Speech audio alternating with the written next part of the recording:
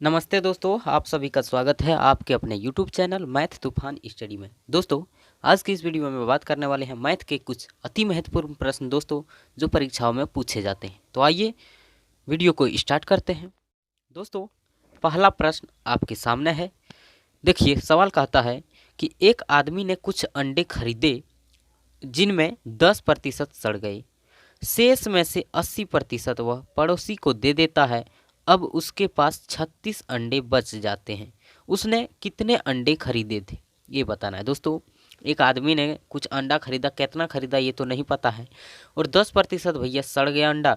शेष जितना बचा था, 10% सड़ जाने पर जो शेष बचा उसका 80% वह पड़ोसी में गांव में बांट देता है। ठीक है। और दोस्तों, जो बचा उसके पास तो 36 अंडा बचा, तो उसने कितना अंडा खरीदा ये बात पूछा है। कितना खरीदा था वो बाज़ार में, बात ये है। तो दोस्तों देखिए, जितना वो खरीदा था वो 100% खरीदा होगा। जो खरीदा था वो 100% है दोस्तों। ठीक है। इसमें 10% का था सड़ गया। लीजिए, इसमें 100% में 10% सड़ गया तो बचा कितना, 90%। 90 बचा। अब जो बचा है, देखिए 10 सड़ गया, 10 सड़ा दिए, इधर 90 बचा। अब कहता शेष में से 80% वो पड़ोसी को दे देता है। देखिए, इसका 90 का 80% पड़ोसी को दे देता है, तो 90 का 20% बचता है उसके पास। तो दोस्तों, प्रश्न में देखिए रियल में क्या दिया हुआ, अब उसके पास 36 अंडे बचे हैं, 36 बचा है अभी। तो देखिए प्रतिशत में कितना बचा है, 100 में से 90, 10 सड़ गया, 90 बचा। अब 90 में से 80 बांट दिया, बचा 20%। 90 का 20% कितना होता है दोस्तों, जानते हैं निकालने ना। 90 का 20 और प्रतिशत मतलब बटा में 90 का 20% हो गया। देखिए 10 नवा 90 नहीं, और 10 दें 100, 10 दूनी 20, 9 दूनी 18। 90 का 20% होता है 18। तो दोस्तों बचा है अभी फिलहाल 18, और जबकि रियल में बचा है 18% बचा है, और रियल में 36। जितना बचा है दोस्तों, बचा हुआ दिया हुआ था 36, इसीलिए बचा हुआ ही इधर भी प्रतिशत में भी निकाले। ये भी बचा है, ये भी बचा है, इसीलिए आपस में बराबर। बात समझ गए। तो 18% का वैल्यू भैया 36 है, यानी 18% का मान 36 है। तो 100% खरीदा था, 100% का मान कितना होगा, ये 36/18 हो गया, गुना 100% का निकालना है 100। ठीक है। 36 यहाँ, 18 नीचे, गुना 100। 18% का मान 36, तो 1% का कितना, 36 में 18 भाग देते हैं, ये बात है। और 100% का 100 से गुना, ये बात होता है। देखिए 18 दूनी होता है 36, और 2 गुना 100 करेंगे तो 200 दोस्तों, यानी 200 पीस अंडा खरीदा था। आपका आंसर ऑप्शन सी हो जाएगा। बात समझ गए हैं, बात तो समझ गए होंगे आसानी से। तो चलिए बढ़ते हैं अगले प्रश्न की ओर और देखते हैं अगला सवाल क्या। आइए दोस्तों, दूसरा सवाल है कि किसी संख्या को 72 से भाग देने पर 67 शेष बचता है, उसी संख्या को क्रमशः 18 तथा 9 से भाग देने पर शेष क्या बचेगा। दोस्तों ऐसे सवाल रहेगा नहीं, तो देख लीजिए, किसी संख्या को 72 से भाग देने पर, किससे 72, जिससे भाग देना है, और अंत में जिससे देने का था। 18 से 9 से भाग लगाने कह रहा है, तो पहले आप देख लीजिए 18 से 72 कट जा रहा है। हाँ, 18 चौक 72, 9 से भी कट रहा है 72, 9 72। जब दोनों से कट रहा है तो दोस्तों ये शेष जो दिया हुआ ना, शेष में ही भाग दीजिए, उस संख्या पता करने की कोई ज़रूरत नहीं है। दोस्तों ऐसे सवाल देगा तो कटबे करेगा, ये बात पक्का है। तो शेष में ही उस संख्या आपको खोजना नहीं, किसी संख्या को 72 से भाग देने पर 67 शेष बचता है, तो उस संख्या कौन है इसको नहीं खोजना है आपको, जो शेष बचा उसी में भाग दे दीजिए। शेष कितना बचा था, 67, तो 67 में एक बार 18 से भाग दीजिए, और 9 से, दोनों का 18 से भाग दीजिएगा। 67 में कितना होगा देखिए, तो 18 तिया 54, 3 बार में 54, कितना बचा देखिए, तो 7 में 4 गया 3, 13 शेष बचा। ठीक है। और 9 से भाग दीजिएगा, शेष में ही दे दीजिए। 67 शेष था, 72 से भाग देने पर 67 शेष था ना, शेष में ही दीजिए। 9 से देंगे तो कितना हो जाएगा, 9 8 72 ज़्यादा, 9 7 63, 7 से 3 घटा लीजिए, 4, 4 शेष बचा, 13 और 4। दोस्तों आपका आंसर ऑप्शन ये हो जाएगा, 13 और 4। ठीक है। उस संख्या आपको खोजने की कोई ज़रूरत नहीं दोस्तों, जो शेष दिया हुआ रहेगा उसी शेष में ही इससे भाग दीजिए, और जो शेष बचेगा वही आपका आंसर हो जाएगा। क्लियर है। तो चलिए बढ़ते हैं अगले प्रश्न की ओर और देखते हैं अगला सवाल। आइए दोस्तों, तीसरा सवाल है, एक चुनाव में एक उम्मीदवार जिसे 84% मत प्राप्त हुए, ठीक है, और 476 मतों से बहुमत से निर्वाचित होता है, डाले गए मतों की कुल संख्या कितनी है। दोस्तों बहुमतों से निर्वाचित होता है यानी सवाल का कहना है कि 476 वोट से वो जीत गया है।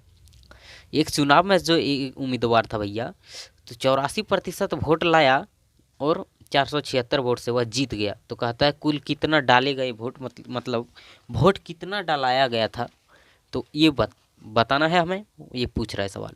ठीक है दोस्तों, देखिए 100% तो होगा अपने आप में वो वोट, ठीक है, तो 84% एक उम्मीदवार को मिल गया भैया, तो दूसरा को कितना मिला होगा। 100 में से 84 घटाइएगा, 16%, नहीं 16 एक उम्मीदवार को और एक को 84 हो गया 100%।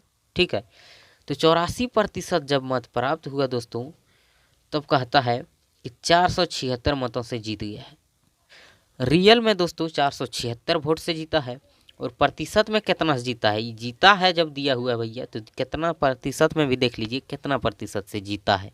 ठीक है, हारा हुआ यहाँ देता कि इतना वोट से हार गया, तो यहाँ देखते कितना हारा है प्रतिशत में, नहीं तो देखिए जीत गया है, तो यहाँ देखिए कितना 16% और ये 84 ले आया है, कितना ज़्यादा लाया है, कितना ज़्यादा लाया है, इस 16 वाला से 84 वाला कितना ज़्यादा लाया है। देखिए 84 में 16 घटाइएगा कितना होता है सर, होता है 68, नहीं हाँ 68% ज़्यादा लाया है दोस्तों, प्रतिशत में 68% से जीता है, जबकि रियल में 476 वोट से। दोस्तों ये भी जीता है, ये भी जीता है, इसीलिए दोनों बराबरे है, 68% प्रतिशत में जीता और रियल में 476 से। ठीक है, तो 100% का निकाल लीजिए ना, 100% वोट डाला गया था, तो 476 हो जाएगा ऊपर और ये 68 आ जाएगा नीचे, और गुना में 100% का निकाल रहे हैं 100, काट लीजिए 68 से इसको काटिएगा दोस्तों, तो 7 बार में कट जाता है पूरा पूरी, और 7 गुना 100 करेंगे,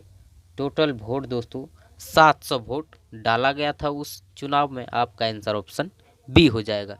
बात क्लियर है, तो चलिए बढ़ते हैं अगले प्रश्न की ओर और देखते हैं अगला सवाल। आइए दोस्तों, अगला सवाल है कि ए तथा बी की औसत आयु 30 वर्ष है और बी तथा सी की औसत आयु 26 वर्ष है, तो ए तथा सी की आयु का अंतर क्या होगा। दोस्तों सवाल बहुत ज़बरदस्त है, आप ध्यान से पढ़कर देखिए, बहुत ज़बरदस्त सवाल है कि ए तथा बी की औसत आयु दिया है 30 वर्ष और बी और सी का औसत आयु 26 वर्ष, तो ए तथा सी की आयु का अंतर पूछ दिया है, देख लीजिए।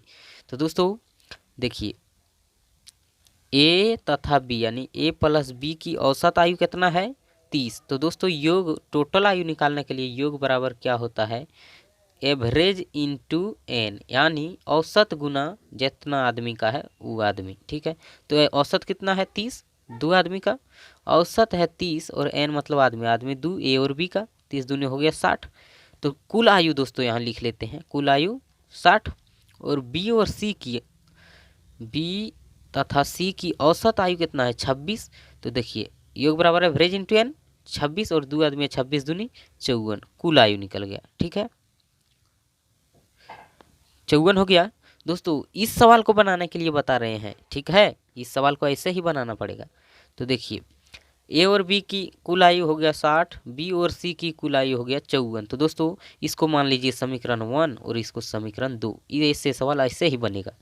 ठीक है, और घटा लीजिए, क्या करेंगे, ये प्लस का चिन्ह है यहाँ माइनस, यहाँ भी प्लस है तो माइनस। ठीक है, अब लीजिए माइनस हो गया, प्लस है तो माइनस, प्लस है तो माइनस, प्लस यहाँ कुछ नहीं है तो प्लस है, प्लस माइनस हो जाएगा। ठीक है, ऐसे घटता है समीकरण। तो दोस्तों ये प्लस में बी और ये माइनस में बी ये कट जाएगा। अब देखिए ये बचा प्लस में सी और ये माइनस में, प्लस में ए और ये माइनस में सी, यानी ए माइनस सी बराबर 60 में 54 जाएगा दोस्तों, हो जाएगा 8। अब सवाल पूछा भी यही है ना, ए तथा सी की आयु का अंतर, ए तथा सी की आयु का अंतर 8 वर्ष आ गया, नहीं आपका आंसर ऑप्शन ए हो जाएगा। दोस्तों बात समझ गए हैं कि ए में सी घटा लिए, ए और सी का अंतर पूछा है वही आया अंतर 8 वर्ष का। बात समझ गए हैं दोस्तों, वीडियो अच्छा लगा है तो लाइक करिए, और आप हमारे चैनल को अभी तक सब्सक्राइब नहीं किए हैं तो नीचे लाल कलर में सब्सक्राइब बटन है, उसको दबाकर चैनल को सब्सक्राइब करिए और बगल में बेल आइकन को ज़रूर दबा लीजिएगा। दोस्तों और भी चैनल आपने सब्सक्राइब कर रखा है, इसको भी चैनल को सब्सक्राइब कर रखिए। ठीक है, आज के लिए इतना ही, थैंक यू।